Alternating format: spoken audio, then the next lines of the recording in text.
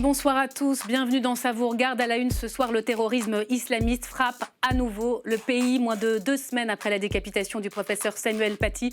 Une attaque s'est produite ce matin à Nice. Attaque à l'arme blanche au sein de la basilique Notre-Dame en plein centre-ville.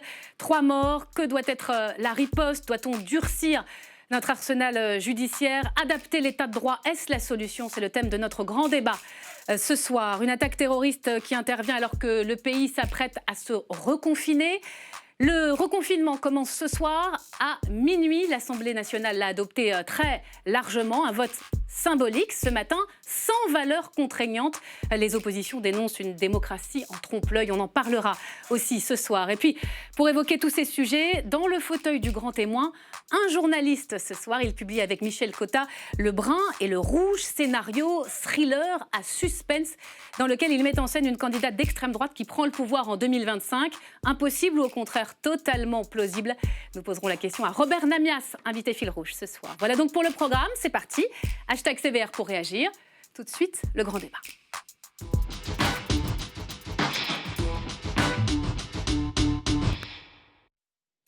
Et bienvenue à vous, chers téléspectateurs. Bonsoir, Robert Namias. Bonsoir. Vous êtes masqué, je le précise ce soir, c'est le protocole sanitaire de l'Assemblée nationale qui a été durci. Merci de jouer le jeu dans cette émission en direct et merci d'être avec nous en cette journée glaçante pour le pays. Vous êtes journaliste, longtemps grande voix d'Europe 1, ancien patron de l'info à TF1 et vous signez avec Michel Cotta Le Brun et le Rouge. Après Fake News, c'est toujours chez Robert Laffont, on en dira un mot, vous nous direz surtout si dans ce contexte éprouvant pour tout le monde, eh bien, le réel ne rattrape pas votre fiction.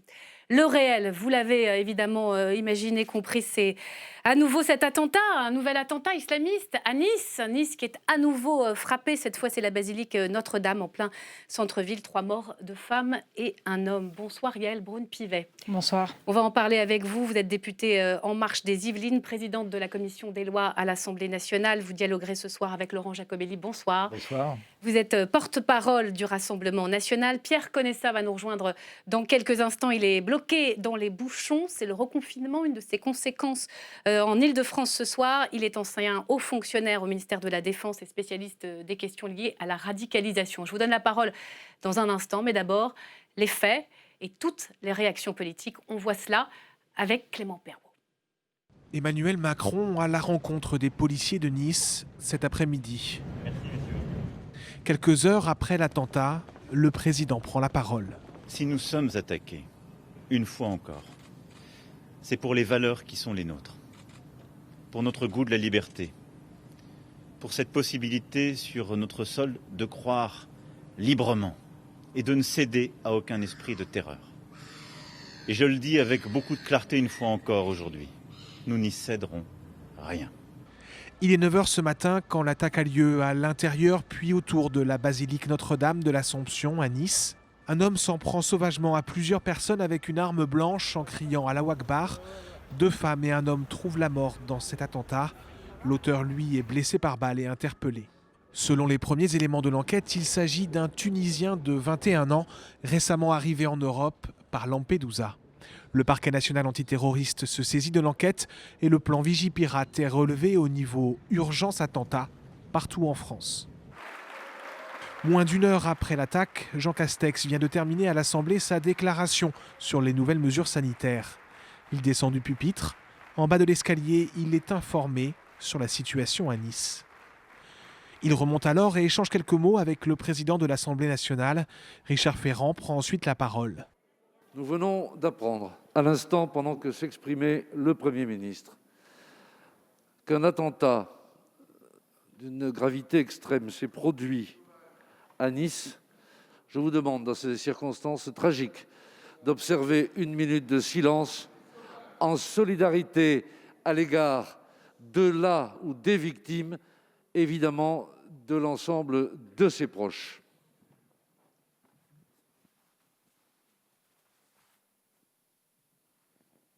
La séance est interrompue dans la foulée. Les députés sont sous le choc. Nous sommes très secoués. Pour plein de raisons. Le lieu, la foi catholique, l'accumulation d'événements horribles qui nous perturbent tous et nous font nous interroger sur ce que va être notre vie collective demain. Beaucoup de tristesse, aussi beaucoup de colère. J'ai mal pour la France aujourd'hui. Je pense à tous les Français qui voient comme cet attentat de manière horrible. Je pense bien sûr aussi à tous les pratiquants catholiques à la veille de la Toussaint. Mais derrière l'émotion, plusieurs députés exigent très vite des actes du gouvernement. Nous pensons surtout à agir, car il faut agir maintenant. Je ne sais pas combien d'attentats il sera nécessaire pour que le gouvernement prenne conscience que nous avons besoin de nous doter d'une législation de guerre pour répondre à la guerre qui nous est menée. La majorité, elle, a appelé à l'unité face à la menace terroriste. On va évidemment évoquer les réponses possibles, souhaitables, mais d'abord votre réaction, Yaël Braun-Pivet. Vous étiez dans l'hémicycle également ce matin quand vous avez appris. Tout à fait, j'étais dans l'hémicycle, nous sommes tous stupéfaits. On en a marre de faire des minutes de silence dans l'hémicycle. Moi, voilà, depuis 2017, ça n'est malheureusement pas la première. C'est à chaque fois tragique, on pense aux familles, on pense aux victimes. On pense aussi à nos forces de l'ordre qui, à chaque fois, interviennent dans des conditions extrêmement difficiles. Elles deviennent insupportables, ces attaques pour les Français. Comment vous allez faire pour éviter que la peur ne gagne tout le pays, la panique aussi? Je pense qu'il faut que les responsables politiques que nous sommes, de tous bords, il faut que nous ayons un discours extrêmement responsable, extrêmement vigilant, extrêmement ferme sur ce que nous souhaitons faire. Il faut nommer les choses, il faut agir. Il ne faut pas se diviser, il ne faut pas polémiquer. Ces sujets sont trop graves. Et encore une fois, il s'agit de la sécurité de nos concitoyens. Et ça n'est pas là le temps des polémiques, c'est le temps de l'action, c'est le temps de l'action résolue. C'est ce que nous faisons depuis 2007. Je pense que c'est ce que faisaient avant les autres gouvernements. C'est ce que nous devons faire dans une optique républicaine. On va y venir sur le fond. Laurent Jacobelli, Emmanuel Macron en a appelé à l'unité de tous. Peut-il compter sur votre parti, le Rassemblement national? Oui, je pense que tous les Français peuvent compter sur notre parti. Sur l'unité? Oui, mais l'unité ne veut pas dire la fin de l'opposition. L'unité ne veut pas dire que nous ne pouvons pas être force de proposition. Et l'unité ne veut pas dire que nous ne pouvons pas souligner un certain nombre de défaillances dans le système et regretter que toutes les semaines maintenant, même plusieurs fois par jour comme aujourd'hui, il y ait des attentats en France. Tout cela n'est plus possible. Alors, j'entends bien ces grands appels à l'unité, j'entends bien ces minutes du silence, j'entends bien ces mots de compassion et c'est un ciment nous les partageons. National nécessaire. Mais ce ciment national, il faut le protéger, il faut que notre nation n'explose pas, il faut que nos valeurs soient maintenues. Nos valeurs, elles sont fondamentales, c'est la liberté de la presse. On a bien vu, il y a quelques semaines, que les terroristes voulaient attaquer la liberté de la presse. C'est l'enseignement qui permet à tous les citoyens de s'élever, à tout enfant de France de devenir ce dont il a rêvé. Cet enseignement, on a bien vu aussi qu'il avait été attaqué. Et puis, c'est une civilisation basée sur la chrétienté, la France. Et on voit bien aujourd'hui que c'est cette base civilisationnelle aussi qui a été attaquée. Donc, oui, il faut protéger la France, mais pour ça, il faut s'armer psychologiquement. Et il faut s'armer aussi légalement, nous en parlerons. 151 mosquées où sont prêchées, où sont tenues des paroles de haine chaque semaine. Le gouvernement actuel n'en a fermé que 8. C'est mieux que rien. Ça va dans la bonne direction. Mais il y a beaucoup à faire. On va parler des mesures à prendre. Nous serons là. Et des S'il moyens s'agit d'allumer des bougies, nous estimerons que ce n'est pas suffisant. La politique de la bougie, ça suffit. Robert Namias, c'est incroyable, on se disait, ça fait très longtemps que la France n'a pas traversé un tel moment d'épreuve. Il y a évidemment la crise sanitaire, mais il y a une forme de vague d'attentats auquel le pays est confronté. Oui, mais monsieur parlait de nos valeurs. Je pense que ce qui se passe, c'est précisément l'effet pervers, tragiquement pervers, du fait que l'on tient à ces valeurs, qui sont des valeurs qui sont communes à l'ensemble de la communauté nationale, mais qui ne sont pas communes à l'ensemble de la communauté internationale, bien de là, même la laïcité. Nous avons, nous, une pratique et une conception, ou si vous voulez, une conception et une pratique de la laïcité qui est quasiment unique au monde, dans son rapport avec les religions. Sur la scène internationale. Absolument. Du coup, il se passe quelque chose qui est tout à fait nouveau avec ce terrorisme qu'on pourrait appeler de la 4e génération, qui est ce terrorisme venu de nulle part et de partout, mais qui est aujourd'hui alimenté par un certain nombre de pays qui, en tant que pays, refusent nos valeurs. Quel pays ? Eh bien, on voit bien que, par exemple, ce qui se passe depuis un certain nombre de semaines en France est mécaniquement alimenté par Erdogan, les propos d'Erdogan, l'appel à une forme de fatwa, mais qui est relayé également par, on le voit, l'ancien Premier ministre malaisien, l'actuel ministre des Affaires étrangères pakistanais, et puis un certain nombre de pays. On pense au Qatar, on pense à l'Arabie saoudite, qui joue des rôles extrêmement ambigus, et surtout à l'ensemble des pays musulmans qui finalement se disent « mais on ne peut pas être complètement sur cette affaire de l'islam, complètement en arrière de la main ». Et donc on est dans une situation, vous me posiez la question, y a-t-il des précédents ? Je dirais, avec cette forme de terrorisme et dans cette situation internationale, non, il n'y a pas de précédent. Yaël Braun-Pivet, il y a un contexte géopolitique. Évidemment, on va revenir sur les caricatures, on va parler des réponses, mais il y a d'autres attentats. Enfin, en tout cas, il y a Jeddah aujourd'hui, Arabie Saoudite, un vigile du consulat français blessé au couteau. Sartrouville, un homme a été interpellé à proximité d'une église. Vous avez des informations ? Oui, parce que c'est ma circonscription et a priori, c'était... ça n'est pas terroriste ? Voilà, non, ça ne serait pas terroriste, mais il y a eu une levée de doute qui montre que nos services et nos services sur le territoire agissent. Lyon, un islamiste radical armé d'un couteau, interpellé aujourd'hui. Qu'est-ce qui se passe ? Comment vous comprenez ce qui se passe ? Mais on sent bien qu'il y a ce climat qui est extrêmement paradoxal, parce que finalement, vous parliez de la laïcité, qui est quelque chose d'unique au monde. La laïcité, c'est le fait pour tout citoyen en France de pouvoir vivre sa croyance ou sa non-croyance.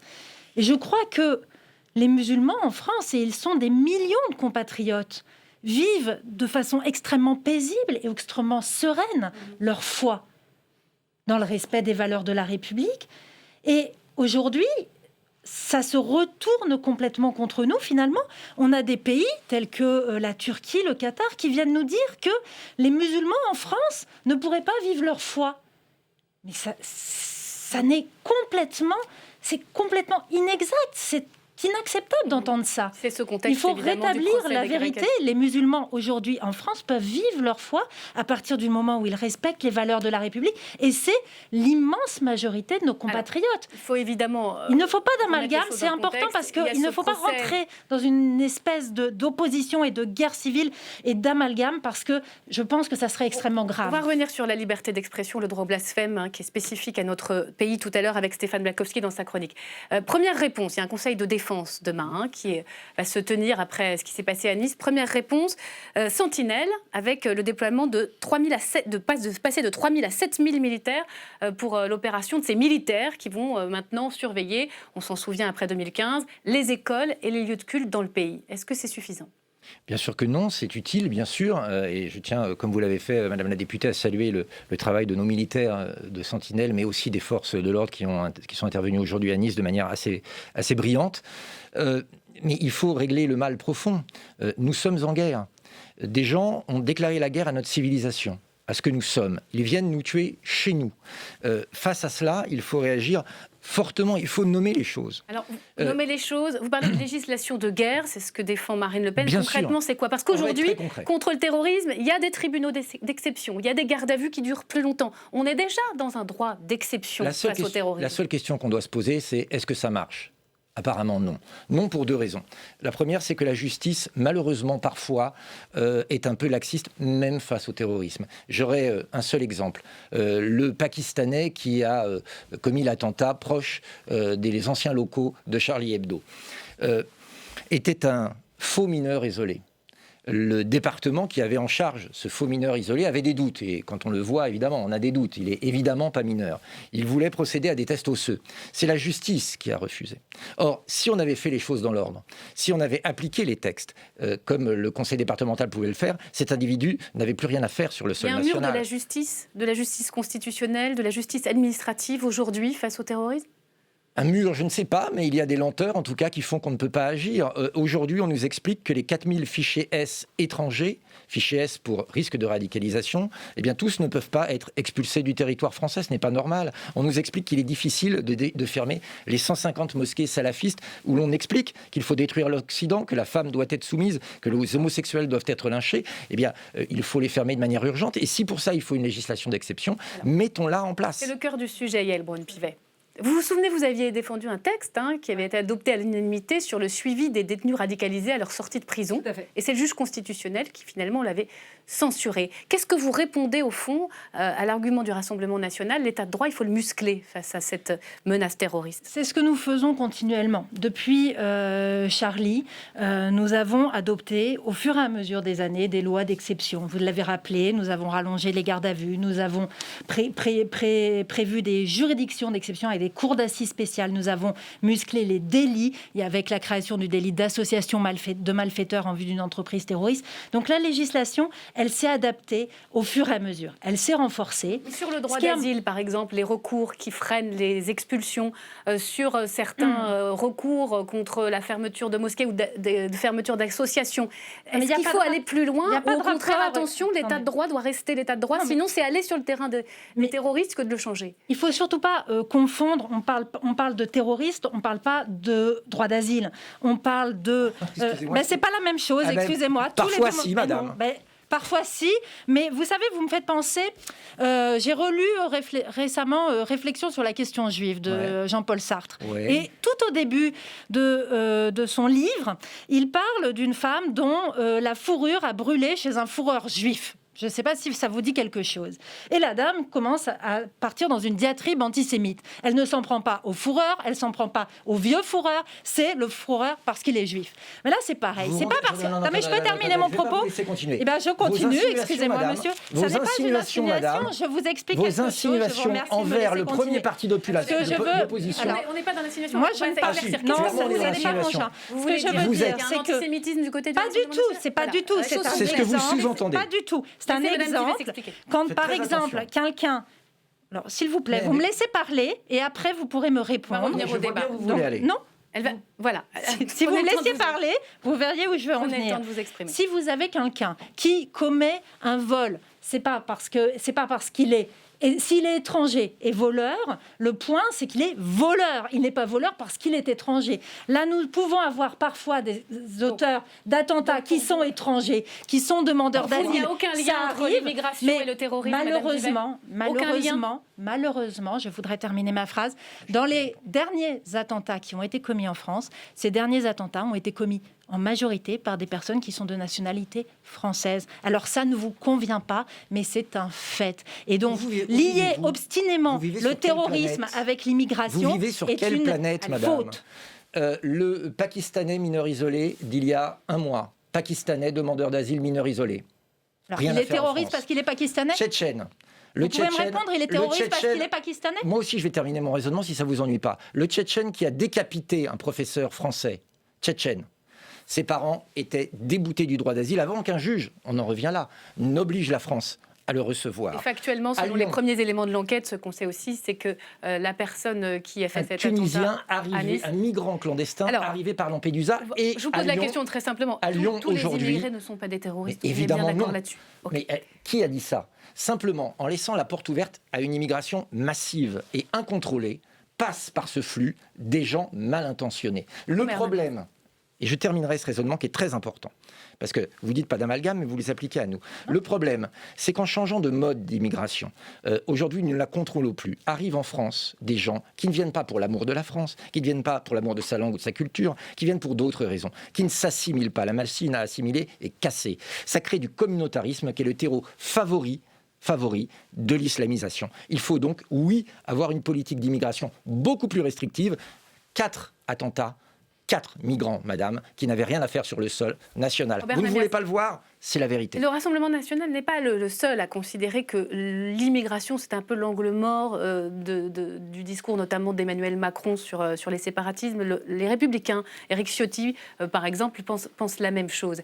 C'est une question qui est en train d'évoluer, on le sent bien dans le débat. Il faut s'en saisir. C'est une question centrale dans le débat politique et qui sera centrale incontestablement dans le débat politique de la prochaine présidentielle.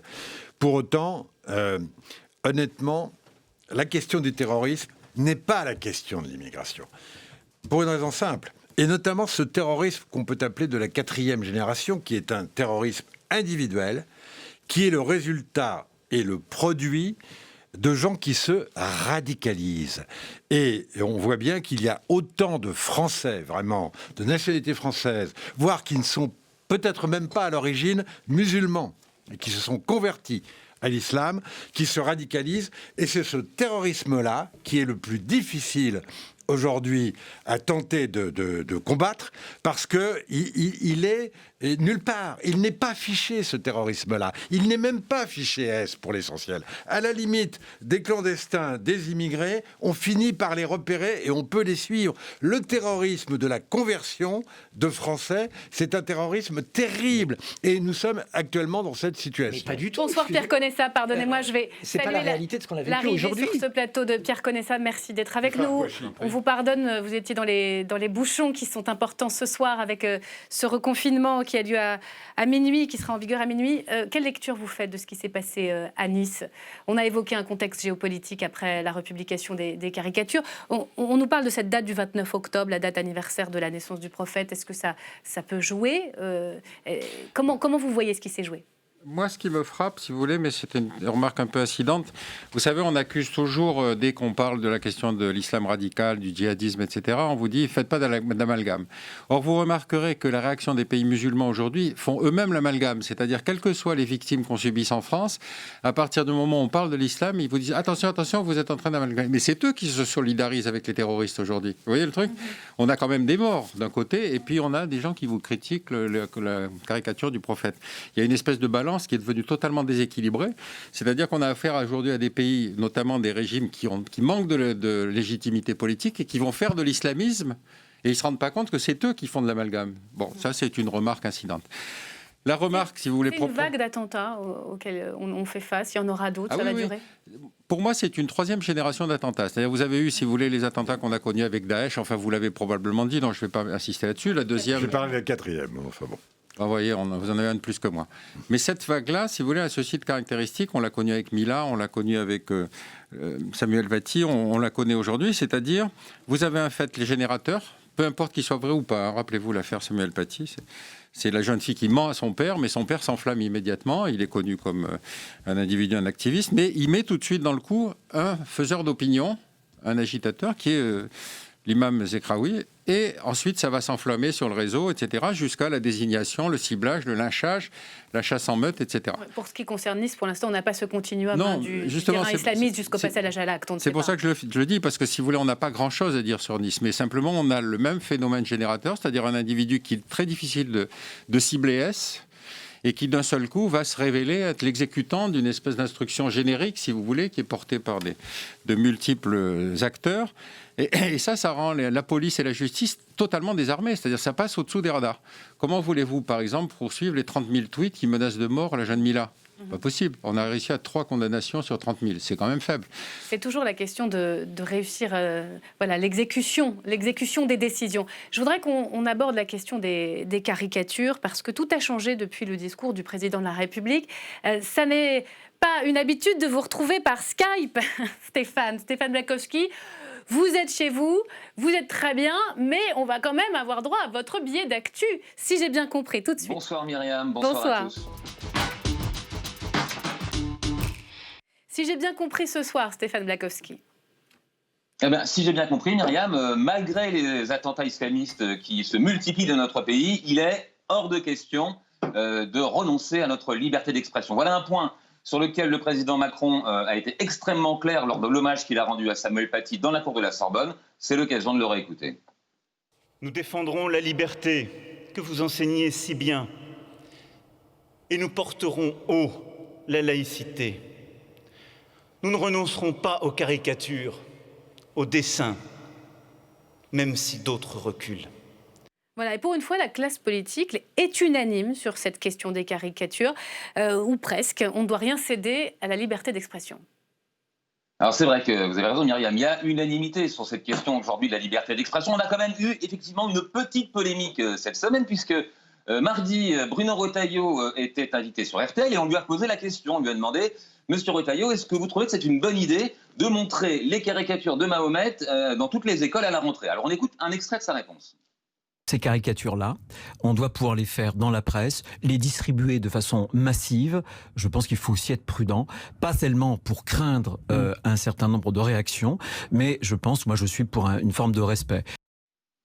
Ah, alors forcément, ça paraît contradictoire, parce que des caricatures respectueuses, qu'est-ce que vous voulez, c'est plus des caricatures. Donc, évidemment, Gérald Darmanin a immédiatement pris à partie M. Retailleau, en lui demandant de retirer ses propos. Évidemment, de son côté, Bruno Retailleau a dit « on m'a mal compris ». D'ailleurs, pour mettre les choses au clair, il a publié un tweet « on ne peut plus clair » en disant « vous pouvez le lire, personne n'a le droit de remettre en cause la liberté ou le droit de la caricature en France ». Donc la polémique est close. Alors oui, cette polémique-là, elle est close, Myriam. Mais c'est quand même l'occasion de rappeler que le droit à la caricature n'a pas toujours été unanimement défendu par la classe politique. Souvenez-vous, en février 2006, c'est ce mois-là que Charlie Hebdo a publié son fameux numéro avec les caricatures du prophète, et cette une de Cabu, « C'est dur d'être aimé par des cons ». Eh bien, à l'époque, le président de la République, Jacques Chirac, avait condamné cette initiative de Charlie Hebdo. On peut regarder sur le site de l'Élysée, son discours y est toujours. Voilà ce que disait Chirac. La liberté d'expression doit s'exercer dans un esprit de responsabilité. Je condamne les provocations susceptibles d'attiser les passions. Oui, ça veut dire que Charlie Hebdo a longtemps été seul, pas toujours soutenu par les pouvoirs publics. Alors, loin de là, Myriam, parce qu'en fait, ils ont à nouveau publié des caricatures en 2012. Il y avait eu un procès en 2006 qu'ils ont gagné, donc ils avaient le droit de le faire. En 2012, ils republient ces caricatures. Cette fois-ci, c'est la gauche qui est au pouvoir. Et le ministre des Affaires étrangères, c'est Fabius. Qu'est-ce qu'il dit à ce moment-là? Est-ce que c'est pertinent et intelligent dans ce cadre-là, dont parlions juste avant de venir, de mettre un peu d'huile sur le feu? La réponse est non. Mais il n'était pas le seul, Fabius, à dénoncer l'initiative de Charlie. Par exemple, à l'UMP à droite, voilà ce que disait Rachida Dati. Vous voyez, elle trouvait que Charlie avait eu tort parce que c'était un co-éditorial. Ah, et oui. Puis, elle n'était pas non plus la seule. Il y avait aussi, on voit la réaction de Rachida Dati, même au Front National, ça s'appelait le Front National à l'époque, un député du Front National, en l'occurrence Gilbert Collard, trouvait que Charlie n'aurait pas dû faire ça car c'était une opération commerciale. Vous voyez, Myriam, une bonne partie de la classe politique a longtemps demandé à Charlie Hebdo de ne pas publier de caricatures pour éviter de provoquer des réactions violentes contre la France ou contre les Français. Alors aujourd'hui encore, on pourrait se poser la question, faut-il renoncer aux caricatures pour éviter les représailles? La seule question, c'est est-ce que cette question se pose encore aujourd'hui? Est-ce qu'elle se pose encore aujourd'hui? C'est fini, ça y est, on peut dire autour de cette table du Rassemblement national à la République en marche, en passant par la gauche et la droite, ça y est, en France, on va défendre ce combat-là de la liberté d'expression, du droit au blasphème? Alors, c'est pas ça y est, quand même, faut pas exagérer. Je pense qu'on l'a toujours défendu. La liberté d'expression ne se négocie pas. Et finalement, on n'a même pas à commenter ces caricatures. Ils font bien ce qu'ils veulent, ils publient bien ce qu'ils veulent. Et, même dans ce contexte d'attentats, même quand on entend Pierre Conessa et qu'on voit qu'il y a des mouvements dans d'autres pays qui vont continuer à brûler le drapeau français et à nous intimider. Mais j'allais même vous dire, surtout dans ce contexte-là, il ne faut pas que nous abdiquions, il ne faut pas que nous abdiquions nos règles de l'état de droit, on en parlait tout à l'heure, il ne faut pas que nous abdiquions nos valeurs, ce en quoi nous croyons, ce qui fait que nous sommes la France. Laurent Jacobelli. Jamais on n'empêchera, on ne devra empêcher un caricaturiste ou un journaliste de dire ou de dessiner ce qu'il veut dans les limites de la loi, c'est-à-dire pas d'incitation à la haine, évidemment, mais c'est pas le cas là. Même dans votre parti, c'était pas si évident il y a quelques années. Il a dit, M. Collard, que c'était une opération commerciale. Bon, ça ne veut pas dire qu'il lui interdisait. Mais vous savez, même si, imaginons que pour apaiser les esprits, on cédait, ça ne suffirait pas. Parce que depuis des années, on a cédé sur tout. On a cédé sur le voile, il a fallu des horaires séparés en piscine. On a cédé sur les horaires séparés en piscine, il a fallu des menus différenciés à la cantine. On a cédé sur les menus différenciés à la cantine. Vous savez, c'est une technique d'avancer, petit pas par petit pas, obscurantisme contre République française, et on a laissé trop longtemps l'obscurantisme avancer. Maintenant, il faut dire stop. Robert Namias, vous pensez qu'il y a beaucoup de professeurs qui vont montrer ces caricatures à la rentrée? Moi, je crois que le débat sur la liberté d'expression, qui est vraiment l'une des valeurs, là aussi, fondamentales de notre République et de la France, avec la laïcité, comme on le disait tout à l'heure, est quand même un peu, et moi j'en suis un petit peu gêné, même intellectuellement, si vous voulez, faussé par le fait qu'on a tout focalisé sur les caricatures de Mahomet publiées par Charlie Hebdo. C'est le principe même de la liberté totale de dire, et de dire à travers des caricatures, qui doit être mise en avant, y compris notamment dans les classes, en particulier dans les classes, où effectivement on sait bien qu'il y a un problème avec toute une partie dans certaines banlieues, etc., de la population scolaire qui peut être heurtée. Sauf que si on ne l'a pas beaucoup dit, je l'ai entendu ici et là, mais tellement peu. Le principe de la caricature, c'est de dire on caricature tout et tout le monde, et on peut ne pas être d'accord, on peut trouver ça vulgaire, on peut même détester, mais on doit laisser faire. Les caricatures anti-juifs, contre les juifs, se moquant des juifs, ont été extrêmement nombreuses, non seulement sur Charlie Hebdo, mais ailleurs. Les caricatures contre les chrétiens, contre les catholiques, contre le pape, etc. Donc, il faut replacer ça dans un contexte d'ensemble. Et moi, ce qui me gêne, politiquement et intellectuellement, c'est que on a accepté soi-même, nous-mêmes, de se focaliser complètement sur les caricatures de Mahomet. Je reconnais ça. La France est-elle soutenue dans ce combat-là ? Et je reviens une minute sur ce que disait M. Namias. C'est le meilleur moyen de décrisper la situation, c'est de montrer des collections de Charlie Hebdo. Moi, je suis un vieux lecteur. Donc, où vous avez effectivement des critiques des juifs, des chrétiens, des musulmans, etc., de façon à ce qu'on ne sorte les musulmans de cette idée qui est très importante, c'est-à-dire la victimologie. Ils se considèrent comme victimes systématiquement. Et c'est comme ça qu'ils inversent la charge de la preuve, puisque quand ils font un assassinat, ils expliquent que c'est de la faute de la France. Bon. Donc ça, si vous voulez sortir de cette crispation, on verra à ce moment-là comment des élèves résistent. Mais le problème va beaucoup plus loin dans les écoles. C'est-à-dire que vous avez des parents qui contestent la capacité du prof à enseigner l'histoire de l'islam parce qu'il n'est pas musulman. De même que vous avez à Langso des élèves qui ne veulent pas entendre des cours d'arabe prodigués par quelqu'un qui n'est pas musulman. Donc on est sur une espèce de frontière, si vous voulez, qui est totalement floue et qui se déplace en continu. Génération, disait Manuel Valls, la lutte contre l'islamisme. Ça ne se fera pas du jour au lendemain. Oui, mais cela dit, vous savez, Manuel Valls, c'est le premier à avoir parlé du salafisme, mais il a été trahi par sa classe, son parti politique. Donc, je veux dire, quand est-ce qu'on va enfin s'arrêter de penser à... Je voudrais terminer ce débat qui s'achève, malheureusement. Il y a un conseil de défense demain. Pour l'instant, ce qu'on sait, c'est qu'on monte le niveau de sentinelle avec 7000 militaires dans les lieux de culte et les écoles. Qu'est-ce que vous attendez, messieurs les élus, messieurs les experts, de ce Conseil de défense? Quelles nouvelles mesures qui n'ont pas déjà été annoncées doivent être prises? Laurent Jacobelli, vous répondrez après. Nous attendons que le gouvernement prenne des mesures claires et pas seulement des paroles, c'est-à-dire avec des actes. Je le répète, les fichiers S étrangers dehors. Les mosquées salafistes doivent être fermées. C'est absolument important. Il faut renforcer nos services de renseignement intérieur qui, depuis Sarkozy 2008, ont eu beaucoup de désorganisation, même si ça s'améliore. Et puis, il faut nommer les choses. Oui, l'immigration est un problème. Et oui, le terrorisme que nous vivons, dans 100% des cas, est directement lié à l'immigration. Pierre Conessa, demain, qu'est-ce qu'il faut dire, qu'est-ce qu'il faut faire ? Moi, je ne suis pas convaincu qu'il faille inventer quelque chose de nouveau. Les lois existent, il faut les appliquer. Bon, tout à coup, vous avez un ministre de l'Intérieur qui découvre sur son bureau 231 cas de gens qui sont expulsables. Qu'est-ce qu'ils faisaient jusque-là? Est-ce qu'ils étaient couverts de poussière? Je ne sais pas. Bon, ça, c'est la première chose. La deuxième chose, c'est qu'effectivement, moi, ce qui me frappe, c'est l'intégration des musulmans en France. On est obligé de se focaliser sur les salafistes, mais on a tous dans notre environnement qui est un député, qui est un chef d'entreprise, qui est un banquier. Et donc, c'est cela qu'il faut mettre en avant pour dire, mais c'est pas vrai quand on nous accuse de fait d'islamophobie. C'est évidemment un renversement de la charge de la preuve. Il y a un combat et donc, c'est pas le Conseil de défense qui va faire ça, c'est vous, médias. Vous êtes la seule députée sur ce plateau.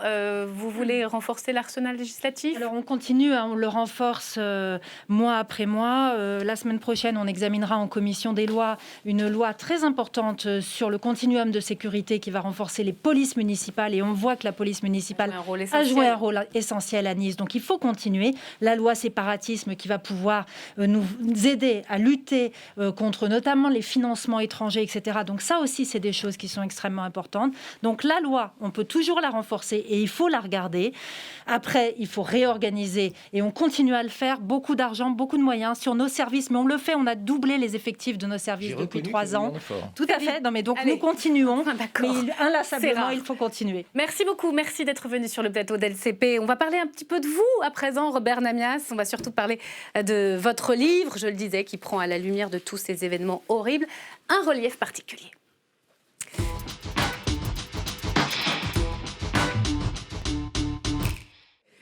De l'info au roman, alors, le brun et le rouge, c'est chez Robert Laffont. C'est à nouveau coécrit avec votre complice, la journaliste politique Michel Cotta, que connaissent évidemment très bien les Français. C'est un thriller. En fait, je vous aurais bien longuement fait raconter votre intrigue, mais c'est pas vraiment ça que j'ai envie de vous demander, parce que au fond, cette jeune femme d'extrême droite qui arrive au pouvoir en 2025 grâce à une alliance avec l'extrême gauche, mais surtout grâce ou à cause d'un assassinat, d'un attentat, tout ça, c'est une mise en garde que vous écrivez. C'est une mise en garde pour la suite. En fait, objectivement, d'abord, c'est un vrai polar, hein, donc, c'est clair, qui se lit comme un polar. Mais qui prend vraiment un relief particulier dans une journée comme aujourd'hui. On a choisi la forme du polar, comme d'ailleurs dans notre précédent roman, parce que je pense que c'est plus accessible, plus facile, et ça nous permet surtout de dire des choses auxquelles on croit, dont on pense aujourd'hui qu'elles sont possibles, même peut-être probables, mais qui aussi peuvent ne pas arriver. Donc on ne peut pas... Là, ça n'est pas nous, journalistes, qui écrivons, mais écrivains, ou modestes écrivains. Mais bon. Probable, mais oui, 2025, c'est pas 2022. Vous savez que Marine Le Pen peut l'emporter. Oui, mais en réalité, précisément, dans notre...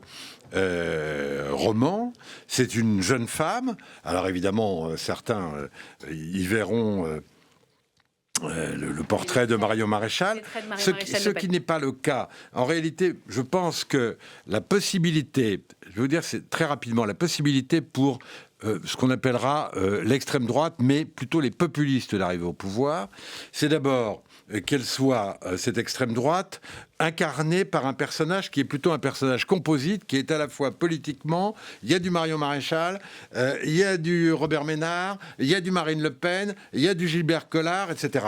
Et nous, notre sentiment, mais on n'est pas les seuls, puisque Robert Ménard, par exemple, le dit lui-même, alors qu'il est quand même très proche du Rassemblement national, nous partons du principe que pour X raisons, Marine Le Pen n'est pas en mesure, peut-être, de percer ce plafond de verre, alors que l'extrême droite pourrait y parvenir. D'où la date de 2025. Mais pourrait y parvenir à la condition qu'il y ait un rassemblement qui serait une forme d'accident de l'histoire, lié quand même à la situation dont on parle depuis une demi-heure ici, qui est à la fois crise sociale, crise sanitaire, terrorisme, etc., délitement de la société. Ce que vous décrivez dans votre scénario, c'est celle du fascisme, à un moment donné. Parce que ça ne se termine pas. Ça se termine pas comme ça, ça se termine autrement. On va pas spoiler le livre, mais on en est protégé aujourd'hui. Vous racontez une situation carrément d'autocratie, hein, la presse muselée, les syndicats asphyxiés. D'ailleurs, en fait, on s'est inspiré à la fois d'un certain nombre de discours qui sont prononcés par des membres du Rassemblement national, voire de l'extrême gauche,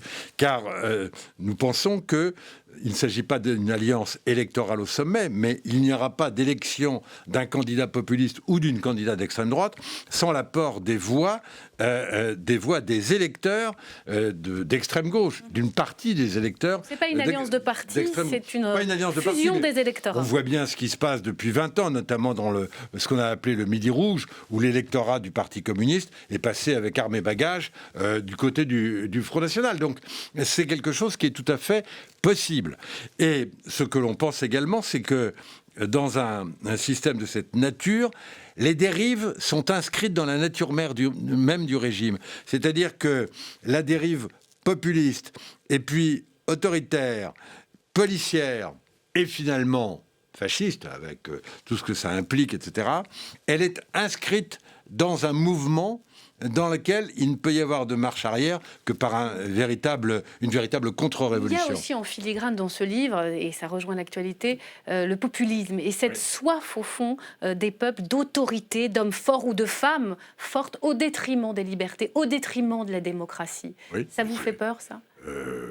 Oui, ça me fait plutôt peur. Mais en même temps, je pense que au fond, vous savez, quand on regarde bien, un certain nombre de... Quand on dit, mais c'est du fantasme, c'est un peu n'importe quoi, etc. Enfin, il y a énormément de démocraties dans le monde, de vraies démocraties, qui ont connu des faces comme ça de régimes autoritaires, voire de régimes fascistes. Il y a deux façons pour un régime autoritaire ou fasciste de s'installer au pouvoir. Le pur coup d'État militaire, ça a été le cas au Chili avec Pinochet, ça a été le cas en Grèce. C'était des vraies démocraties, hein. Démocratie chrétienne au Chili, démocratie constitutionnelle, royauté constitutionnelle en Grèce, les colonels. Et puis, il y a la voie électorale. Et c'est celle-là dont on s'est inspiré. Pardon. Avec notamment ce qui a pu se passer en Italie, avec Mussolini. Je vous rappelle qu'il était socialiste au départ. Et je ne parle même pas de l'expérience hitlérienne. C'est-à-dire qu'il y a deux façons, effectivement, de balayer la démocratie, de renverser la démocratie, soit par un coup d'État, soit par une élection dans un moment, c'est toujours un accident de l'histoire, mais dans un moment où on voit bien la conjonction des crises. Or, nous sommes actuellement en France dans une conjonction des crises. Fiction, je le dis. Hein. Fiction, totale. Plus qu'anticipation, Ouais. on va rester prudent. C'est passionnant, c'est parfois un peu effrayant, mais allez, ça se lit vraiment comme un bon polar. Ça se termine bien, le brun et le rouge, avec Michel Cotta chez Robert Laffont. Vous restez avec nous, ce qui n'est pas de la fiction, c'est ce qui se passe aux États-Unis, la campagne et ce duel Biden-Trump. J-6, François. 6 jours, c'est dingue, c'est demain. J-6 avant les élections américaines.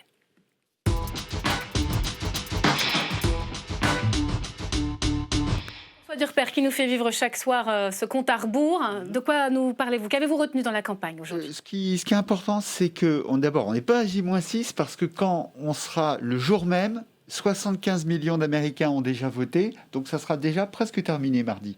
Donc c'est déjà une chose à dire. La deuxième chose, on va voir une carte. Comment Donald Trump peut l'emporter en ayant moins de voix? Il l'a déjà fait il y a 4 ans. Il y a 4 ans, il avait 3 millions de voix de moins qu'Hillary Clinton. Il a réussi à gagner. On ne regarde pas les États rouges, ils sont déjà républicains. Comme le Tennessee, on sait que c'est déjà du côté de Trump. On ne regarde pas les États bleus, ils sont déjà du côté de Joe Biden. On va regarder du côté des États jaunes, c'est-à-dire que le jeu, c'est d'aller chercher les grands électeurs de ces États qui s'appellent les swing states. Le problème de Donald Trump sur cette carte, c'est qu'il n'a jamais eu plus de 50%. Il n'y a jamais eu plus d'un Américain sur 2 qui a été en faveur de Donald Trump. Ça n'est jamais arrivé. Alors qu'est-ce qu'il lui faut? C'est la campagne secrète. Il lui faut que le vote soit le plus bas possible. Il lui faut de très peu de mobilisation. Mais c'est pas ce qui est en train de se passer là. Hein. Eh ben si, ça vote 20 beaucoup millions, par correspondance. mais parce que oui. Alors effectivement, il y a effectivement tous ces démocrates qui votent, sans doute quelques républicains aussi, mais il y a aussi 20 millions de dollars dépensés en frais juridiques pour empêcher des gens de voter dans certains comtés, notamment les comtés où il y a des minorités, et pour empêcher le vote par la poste, et pas notamment Nevada, Ohio, Pennsylvanie. C'est vraiment très important. Donc on va voir ce que ça va donner. Rien n'est joué pour vous. Rien n'est joué pour le moment. Alors par contre, une petite gaffe qu'il a faite hier. Qu'est-ce qu'il a dit encore? Il a dit... C'était un discours pour les femmes et c'était pour récupérer le vote des femmes. Donc il a dit, vous inquiétez pas, la Covid, ça va se terminer et on va faire en sorte que vos maris puissent retourner au travail. Sauf que le problème, c'est que les maris au travail, vous voyez, aux États-Unis, les femmes aussi, elles travaillent. Oui, donc là, polémique en se disant, qu'est-ce que c'est que ce président sexiste? Déjà, parce que déjà, Joe Biden, je terminerai là-dessus, il a 18 points d'avance chez les femmes suburbanes, les femmes de banlieue, par rapport à qui? Pas par rapport à Trump, par rapport à Hillary Clinton il y a 4 ans. C'est-à-dire que l'écart chez les femmes est très important chez Joe Biden et encore plus important qu'il y a 4 ans pour Hillary Clinton. Il peut encore gagner? Ça, je ne sais pas. Alors là, je n'ai pas du tout les compétences pour le dire. Je dis simplement que si Trump l'emporte, c'est vraiment un coup de booster formidable pour le populisme et les populistes. Ça rejoint ce que nous disions il y a un instant. Si Trump est battu, je pense que paradoxalement, dans des situations politiques comme les nôtres aujourd'hui, ça sera un coup formidable pour les États-Unis. Ça n'aura pas d'incidence directe sur la situation électorale de ce qui peut se passer en France. On n'en déduira pas que le populisme est mort. Il n'y a pas de loi directement politique des États-Unis outre-Atlantique à chez nous. Merci beaucoup François. À demain. On va passer au décryptage à présent. C'est l'autre événement de la journée. La France s'apprête à rentrer dans son deuxième reconfinement. Quel lapsus.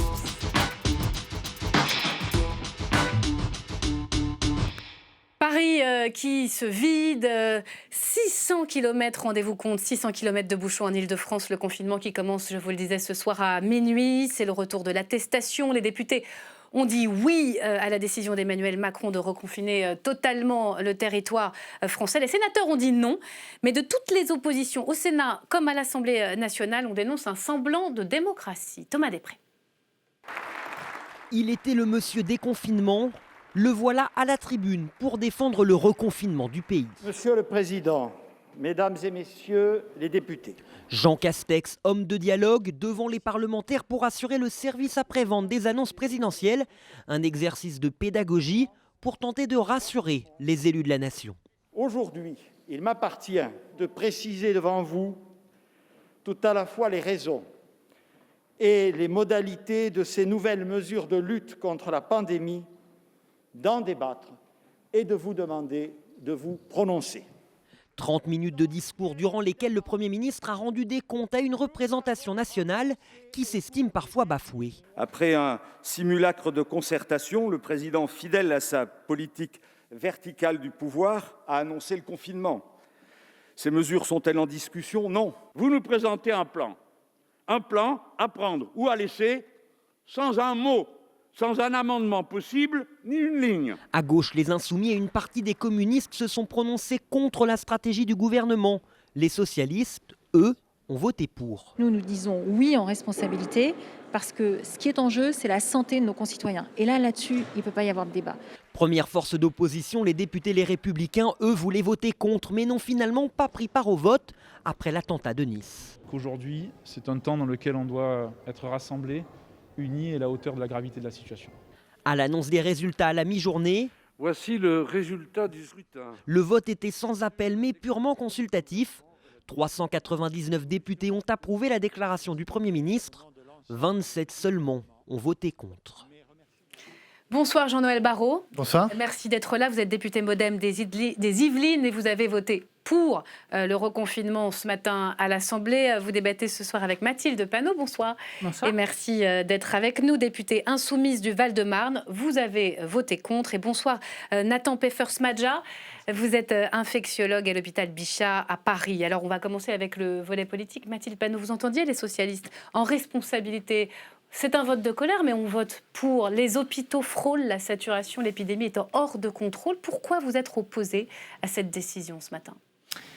Parce que déjà, plusieurs groupes l'ont souligné, on était quasiment dans un vote de confiance. Et nous ne faisons plus confiance à ce gouvernement sur la gestion de cette épidémie.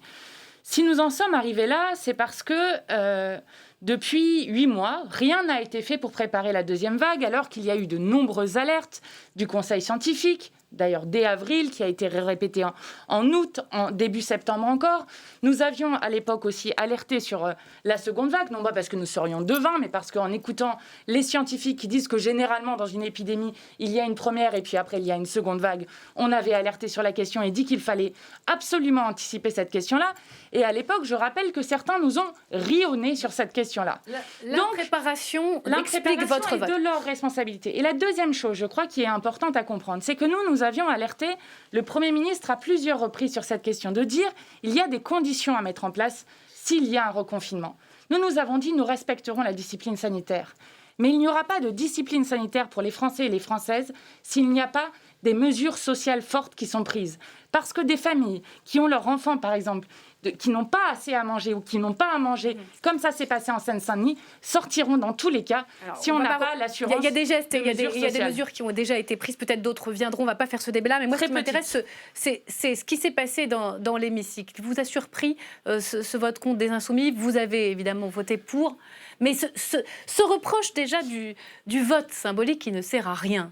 Oui, je crois que c'est devenu un sport national. Dans l'hémicycle, mais aussi sur certains réseaux sociaux, dans certains médias, que de dire que nous n'avons pas tiré les leçons de la crise. Mais c'est ne pas voir que cette deuxième vague a pris par surprise l'Europe tout entière. Alors on peut évidemment se demander si les dirigeants de toute l'Europe n'ont tiré aucune leçon de la crise. Et vous reconnaissez qu'un vote qui ne comptera pas, là je reviens sur l'aspect politique. Non, pas du tout. C'est oublier aussi que la capacité de test a été décuplée, que la capacité de réanimation a été été doublé et qu'il y avait une seule solution qui s'imposait étant donné les chiffres alarmants, c'était le reconfinement. Et le président de la République a eu le courage de le faire. Sur le vote qui n'est pas contraignant, il y a d'autres pays oui, mais où vous il faut savez, quand on... avoir l'aval d'un Parlement aussi, pour pouvoir décider. C'est un autre sport national qui consiste à dire que le Parlement... à se plaindre quand le Parlement n'est pas consulté et critiquer le gouvernement quand il consulte le Parlement. Je crois que c'était important que les annonces soient présentées en premier lieu à l'Assemblée nationale et au Sénat. C'est ce qui s'est passé ce matin et c'est une bonne chose. Chacun a pu s'exprimer et chacun a pu exprimer son vote. Et c'est une bonne chose. C'est d'abord le président, la veille. On ne va pas vous mettre d'accord de toute façon. C'est vrai qu'il y avait un vote qui n'avait pas de caractère contraignant, mais qui a été demandé. Le vote a eu lieu. Qu'est-ce qui se passe chez vous, à Bichat ? On dit qu'en moyenne, 60% de lits sont occupés en Covid. Est-ce qu'on frôle la saturation ? Comment vous vivez sur le terrain ce qui se passe ? Oui, tout à fait. Vous l'avez dit, comme dans beaucoup d'hôpitaux d'Île-de-France, quand on dit qu'il y a 60, parfois 70% des lits qui sont occupés pour des patients qui ont la même pathologie, à savoir Covid, ça veut dire qu'on tourne pour les autres patients qui ont des pathologies extrêmement graves et qui ont besoin de réanimation sur 30% des lits habituels. Quand on sait que l'hôpital public, depuis des années, tire la sonnette d'alarme et dit qu'on manque de capacité pour accueillir les gens, qu'on manque de personnel, eh bien, si vous imaginez qu'aujourd'hui, on tourne sur le tiers des lits de réanimation d'habitude, que dans les hôpitaux et dans les services de médecine, en dehors de la réanimation, parce qu'on en parle un peu moins, mais parfois on a jusqu'à 50% de notre service, 50% de patients Covid. C'est-à-dire on tourne sur la moitié des lits habituels, sachant que d'habitude... Vous reprogrammez des opérations non urgentes déjà? Alors, ou nous, pas? on ne fait pas de chirurgie, mais effectivement, la PHP le fait. Depuis, ça fait quelques temps là, qu'on reprogramme les opérations non urgentes parce qu'on a besoin de lits de réveil, donc de réanimation pour ces opérations et qu'on les a pas, ces lits. Et donc, nous, ça fait des mois qu'on grignote sur le soin courant des autres pathologies. Et donc, tous les patients subissent ça et sont moins pris en charge et ont moins de capacité d'hospitalisation que d'habitude. Pour vous, le reconfinement, il n'y avait rien d'autre à faire.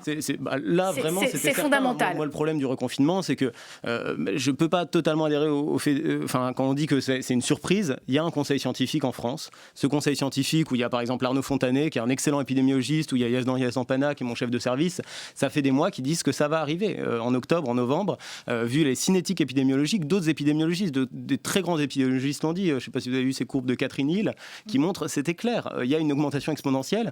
On peut espérer quelque chose de magique qui réduisent le nombre de cas, mais non, les cas, ils augmentent. L'accélération, vous l'expliquez comment? L'accélération brutale du virus? Alors, il y a une part de fatalité, ça c'est clair. Il y a une part de fatalité qui fait que là, les pays européens sont touchés. Après, il y a un échec du contact tracing en France. On n'est pas capable, aujourd'hui, du fait de politiques de santé publique et de prévention qui sont extrêmement faibles en France, on n'est pas capable de faire comme Taïwan, qui contrôle extrêmement bien le virus, par exemple. Oui, il y a évidemment des différences entre l'Asie et l'Europe dans le traitement de cette épidémie. En partie parce que l'Asie a connu des épisodes épidémiques très graves il y a quelques années et a monté en compétence sur ces sujets, alors que peut-être que nous avons détourné les yeux et peut-être à tort. Mais s'agissant de la stratégie de la France, à nouveau, il faut regarder les chiffres. Il faut regarder. Ah non, pas du tout. Je vous parle de Taïwan et du SRAS. Sur le tracing, sur les tests. À nouveau, je vous dis, si vous pensez que c'est un problème français, regardez au-delà de nos frontières et vous verrez que les autres pays européens qui, il est vrai, ont pour certains eu des stratégies différentes, se retrouvent exactement dans la même situation. Et si Emmanuel Macron a annoncé hier le reconfinement, la chancelière allemande a fait exactement le même choix au même moment. Robert Namias, à qui la faute? Est-ce qu'elle est légitime, cette question? Non, simplement, voilà, les Français se disent on est au même point. Évidemment qu'il faut aider les soignants qui vont vivre un enfer. C'est pas moi qui le dis, c'est Frédéric Valletoux et les patients, le patron des hôpitaux. Est-ce que c'est légitime de se poser cette question-là? C'est certainement à qui la faute. D'abord, c'est un qui sans doute qui appellera une réponse beaucoup plus collective qu'individuelle ou nominale. Ça, c'est le premier point. Mais ça justifie parfaitement quand même, et c'est normal, les commissions d'enquête parlementaires, ça, c'est vraiment la démocratie. Mais il y a une situation aujourd'hui, et vous posez simplement la question du vote d'aujourd'hui à l'Assemblée et au Sénat. Moi, je ne suis pas du tout un adepte des sondages, ou en tous les cas, ils sont intéressants quand on les regarde dans la durée et de manière répétée sur plusieurs semaines ou plusieurs mois. Mais là, par exemple, on voit bien que tous les instituts ont publié en 24 heures le sentiment, l'appréciation, le regard des Français sur les décisions annoncées hier. c'est une écrasante majorité qui les approuve. Une écrasante majorité, c'est 70-80%. C'est très rare d'avoir une approbation de cette nature, surtout pour un pouvoir qui est loin d'avoir 80% d'approbation. Pardon. Donc moi je vois quand même, et une fois de plus, un décalage très étrange entre... On parle d'un moment... On vote sur une situation à un moment donné, pas sur l'histoire de l'épidémie depuis quasiment maintenant 1 an. Et donc c'était un vote sur la décision de reconfiner le pays totalement ce matin, uniquement. C'est bien ce que je dis. Et donc attention à ce décalage permanent. Du chef de l'État, Mathilde Panot. Déjà, je crois que la première des choses qu'il faut dire, c'est que nous sommes en démocratie et qu'en démocratie, il y a toujours un autre chemin possible. Moi, je ne suis pas d'accord pour dire qu'il n'y a pas d'alternative aux choses. Après, là, c'est comme si on est devant un incendie. Pardon, aux choses, c'est quoi le confinement, c'est pas aux choses. S'il faut appeler les urgences ou pas appeler les urgences. Madame Panot, vous ne me répondez pas. Le confinement, c'est pas les choses. Je suis en train de vous répondre. Bon. C'est comme lorsqu'il y a un incendie et qu'on nous demande si on veut appeler les urgences ou pas appeler les urgences. Évidemment qu'il faut appeler les pompiers, évidemment qu'il faut appeler les urgences. Mais la question, c'est est-ce que nous faisons confiance pour la suite de cela ? La question, il y a un besoin, par exemple, de mobilisation populaire pour vaincre l'épidémie. Il y a une question, évidemment, auprès des soignants qui sont épuisés. L'hôpital public est quand même moins bien préparé maintenant que lors de la première vague. D'obéissance aux mesures prises, surtout. Il y a besoin... Oui, mais il n'y a pas de discipline sanitaire sans consentement. Il n'y a pas de discipline sanitaire sans ça. Et par exemple, sur la mobilisation populaire, qu'est-ce qui empêche le gouvernement de mettre des assistants d'éducation, de prendre les professeurs sur liste d'attente, d'ouvrir des classes dans des espaces plus grands pour que les enfants ne se contaminent pas et qu'ils soient en plus petits groupes. On va voir ce que le gouvernement va prendre comme mesure. Je voudrais qu'on revienne sur l'hôpital, parce que la question qu'on se pose, et si le pays fait ça, si les Français acceptent ces mesures, c'est pour éviter évidemment des morts et c'est pour éviter que les soignants soient submergés.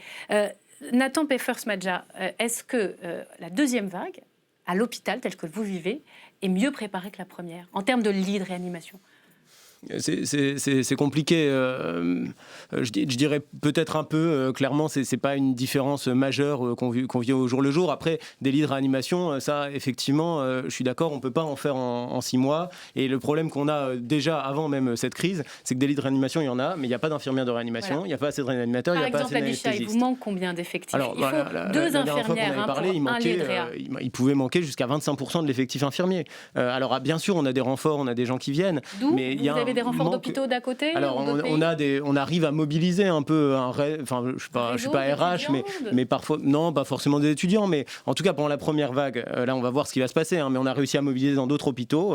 Bichat est un centre de référence, on a eu de l'aide. On a eu de l'aide aussi de la médecine ambulatoire et des médecins généralistes, mais qui ont été un peu mis de côté lors de la première vague. Et là, je pense qu'on parle de l'hôpital, mais il faut parler aussi de notre réseau de médecine générale, de notre réseau de soins ambulatoires, qui est faible, qui est vraiment faible en France, je pense. Et on parle, 2 points, on parle de deuxième vague, mais à chaque fois je dis qu'il faut voir la deuxième vague et tous ses remous, c'est-à-dire qu'il y a la vague des patients Covid et puis il y a toutes les vagues autour des patients d'autres pathologies qui ne sont pas pris en charge, et ça c'est important.